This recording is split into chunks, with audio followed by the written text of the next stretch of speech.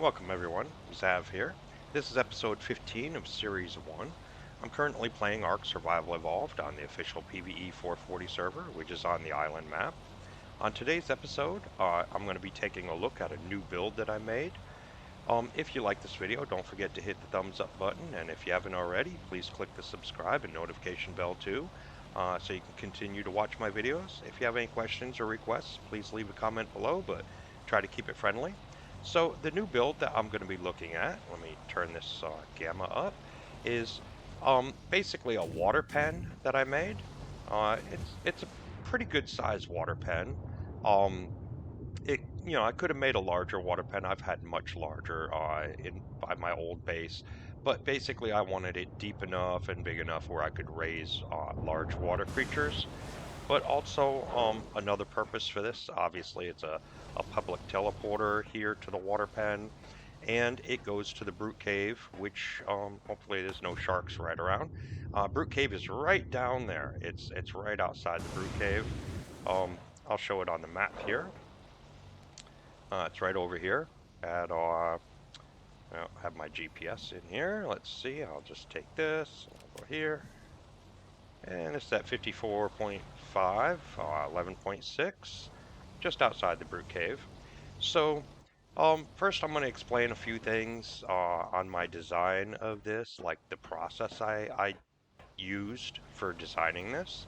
So the first thing is, I knew that I'd want the teleporter on a pad, basically where the feeding troughs would be in the center of the water pen. I know the vertical height on feeding troughs is, I believe it was like 2 behemoth gates above and below. So I knew it would be high enough for that, or deep enough, I should say.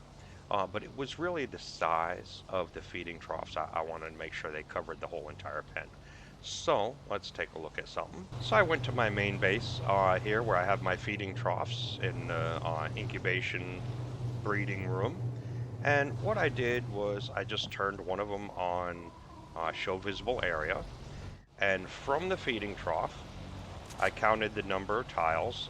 So it's on basically on this tile and went 1, 2, 3, 4, 5, 6, 7, 8, 9, about 10. So it's about 10 radius on the feeding trough. So I said, all right, well that's one element. Is the feeding trough covers about a 10 radius area. So the next thing that I thought about was, so I went underneath my base to look at the pillars the way I have it set, just to think about this real quick. Most people know, if you put a pillar down, it allows you to put 2 ceilings out. It won't allow you to put the third ceiling out. But what you can do is you put the pillar, you put the 2 ceilings, you drop a temporary, like a wooden pillar, then you can put another ceiling out, then you drop your permanent pillar, you get rid of the temporary pillar, and you can actually have 2 spaces between each pillar. It just cuts down on the number of pillars you have under a support. So I started thinking, I said, okay, let's see, if I have 1, and then 2, 3, 4, 5, 6, 7, 8, 9, 10, 11, 12, 13, 14, 15, 16. Okay, with 6 pillars, it's 16. Then I could go an extra 1 on each side. You don't want to go 2 because what happens is from this one, you can go 2 ceilings out. But in the center here, if you try going 2 ceilings out, the second ceiling, it'll say it's not supported. On the diagonal, it only covers 1 on diagonal. It won't cover like a knight. If you're playing chess, it won't cover 1 over and 2 out. So I said, okay, well, 16 with 6 pillars and 2 gaps between each. 1 space on either side will be 18. With the 10 radius on the feeding trough. 18, that's within it a little bit, so that the corners would be covered a little bit. I realized there'd be some of the corners wouldn't be covered, but I said, yeah, that'll work. I'll go 18. Okay, so then the next step, once I figured I was going to make an 18 by 18 with 6 pillars, 2 spaces in between each pillar, and on one space on the outside, on all four sides, I went to the next step, which is the actual doors that I was going to use as walls. Because doors make great walls. Because the thing is, a door is actually about 7 wide. You can see here. Let's see, 1, 2, 3, 4, 5, 6, 7. Basically, you can fit doors within the 7, and they fit really nicely next to each other, um, like this. But I knew with 18 is what I was planning on doing so that the feeding troughs would cover the whole area. I said, all right, I can do 3 doors on each side. And what happens is if you use 6 spaces for the doors instead of 7, it still works, but the doors actually, the frames fit into each other is all that happens. I said, okay, that'll work. I can do that. So I have 3 doors on each side, 18 by 18. Yes, as far as the square foundation for what I was going to build, I said, yeah, that'll work. So then the next thing to think about was the height, or actually the depth that the water base was going to be, the water pen was going to be at. So what I did is I went to the building I have here for the Clever Cave. It's my public teleporter for Cave of the Clever. I already went over this before.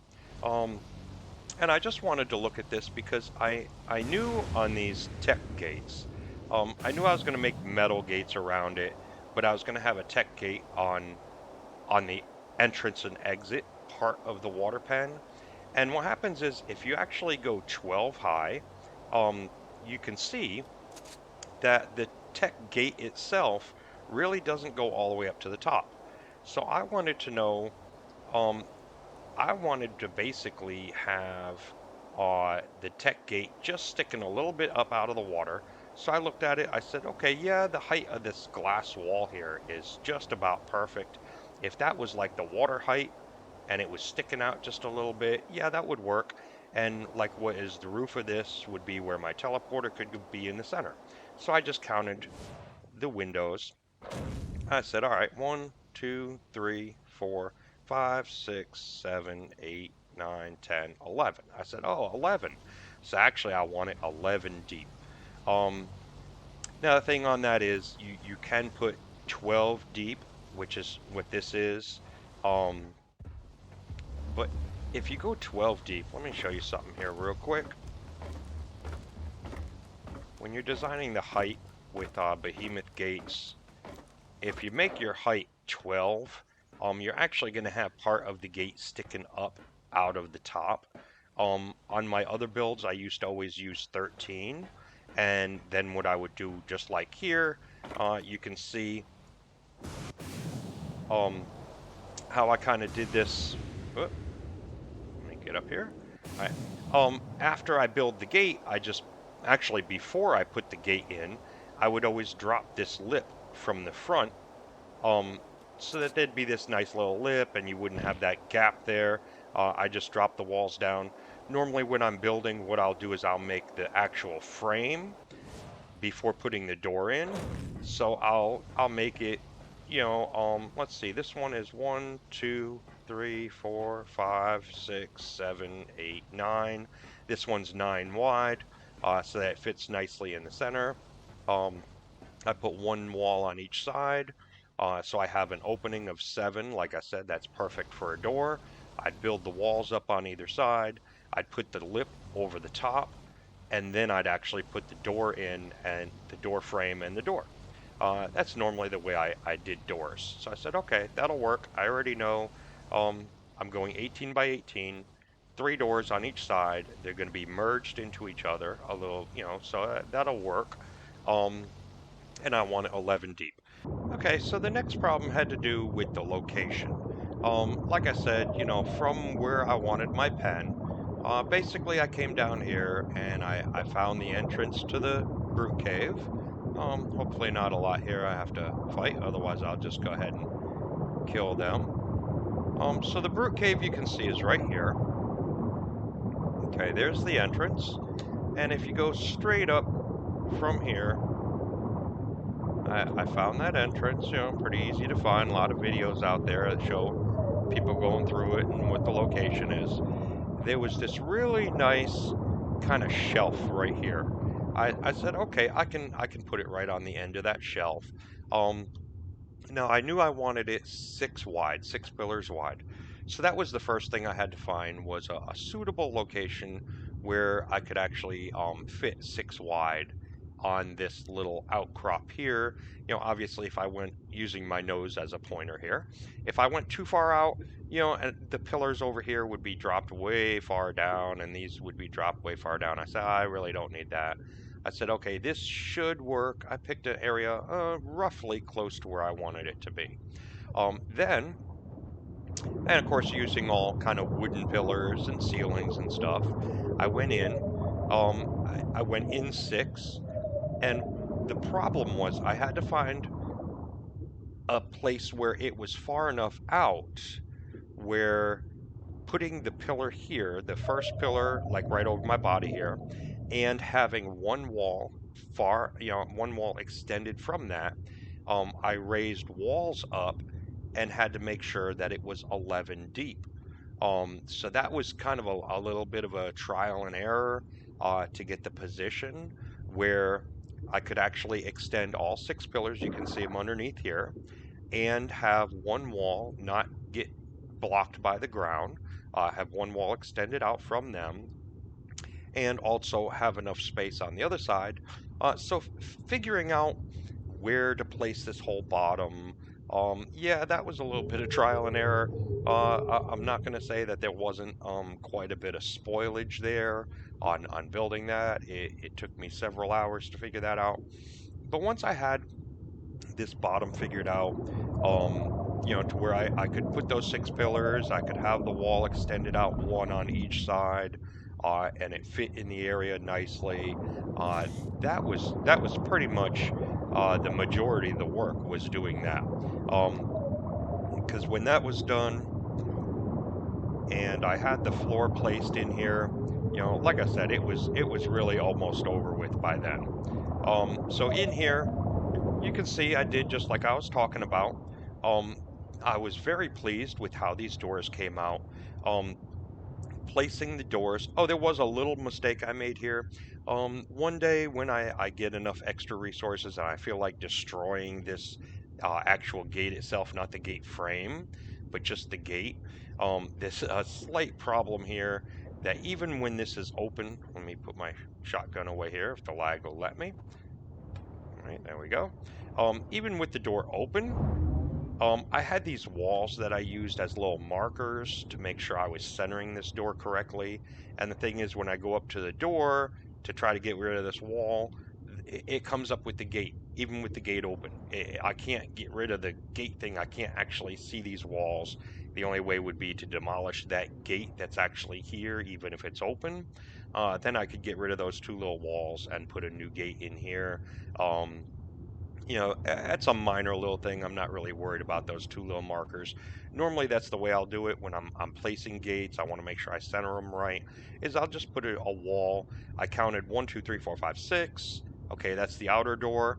And then the first one of this was 1, and then 2, 3, 4, 5, and then another one 6.